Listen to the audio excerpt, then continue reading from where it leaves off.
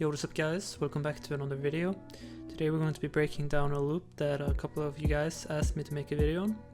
That is the Havana loop from my latest loop kit, and it sounds like this.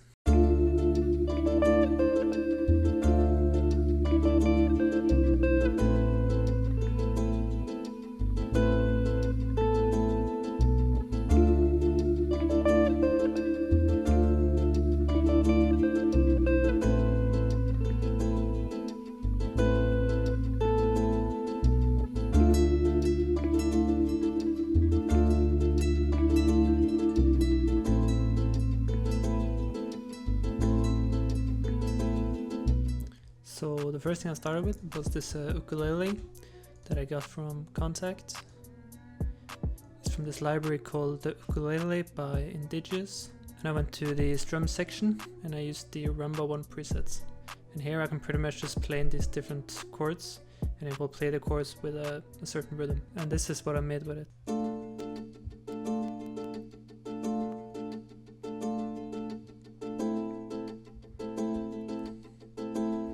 Which is just a D minor chord and an A minor chord. And then when I had this, I wanted to add a little bit more variation since it was quite repetitive the way it was. So I added these two different tremolo patterns from the same library, the ukulele. And these two sound like this.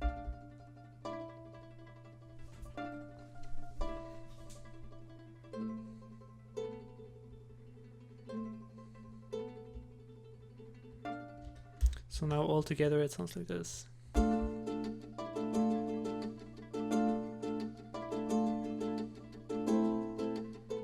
Which sounds a lot more interesting than just this one playing alone.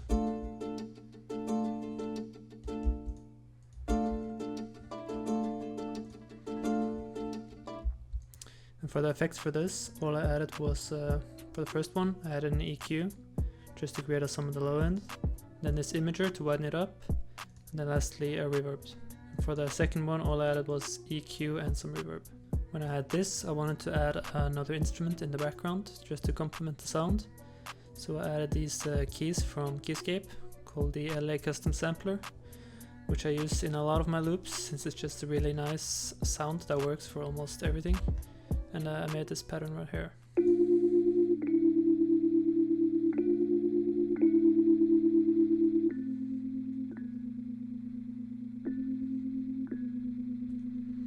And for the chords here is the same chord progression from D minor to A minor, but I used these two notes right here, the E and the B, which is the 9th chord in the scale, so it adds up a D minor add 9 chord, which sounds like this. Just a really nice chord. And the same here for the A minor, I added the B, which makes it a B minor add 9.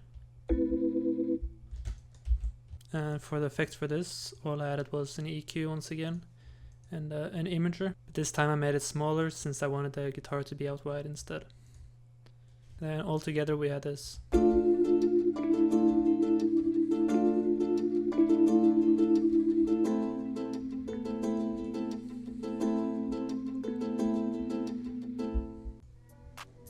And then we move on to the guitars. This I recorded on my electric guitar. And the first thing I started with was this bass, which sounds like this.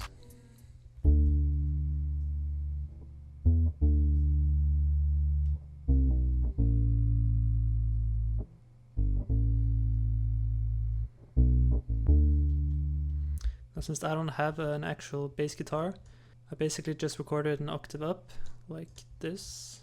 And then I pitched it down and I added an EQ to get rid of the high end from the loop. Then it sounds like this.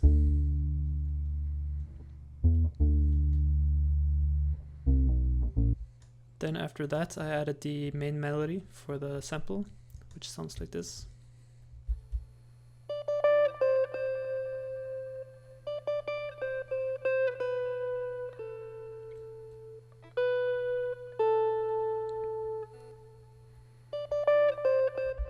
And for this melody I used a kind of technique, I don't know exactly what you would call it, but like a 1-1-2 technique, which is basically that for the first bar you play a certain phrase, for the second bar you repeat the phrase, and then for the third and fourth you play a different phrase and a longer phrase.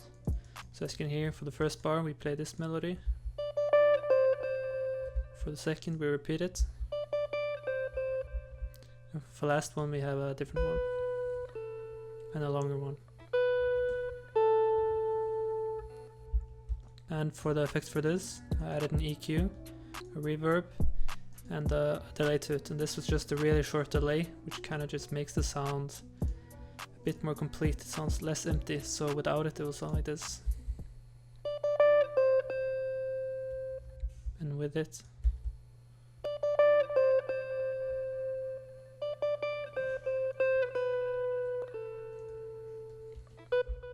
And then once I had all of this, I had a listen to it and I checked the EQ on the master, and I noticed that it was missing a lot of high end. It had mostly just low, mid, bass and mid, so I decided to add another guitar to kind of fill out that space, and it sounds like this.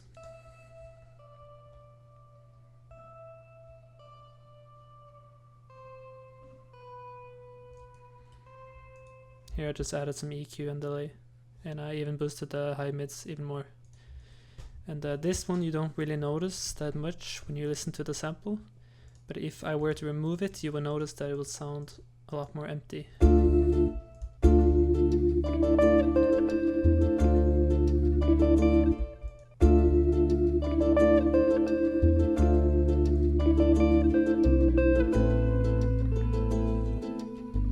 So yeah, that was pretty much it for the first part. After that, I wanted to add a second melody to it to make it more interesting, and this one sounds like this.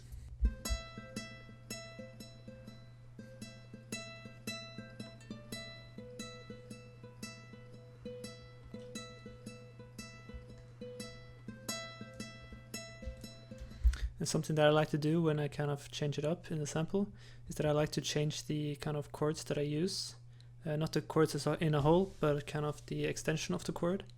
So in the original melody we used for the first chord, we had a D minor add 9 chord, sounds like this. But then in this section I used the C as well, which makes it a D minor 9 chord, which is a really beautiful chord. And as you can hear, this section starts to sound a bit more emotional and nostalgic because of this.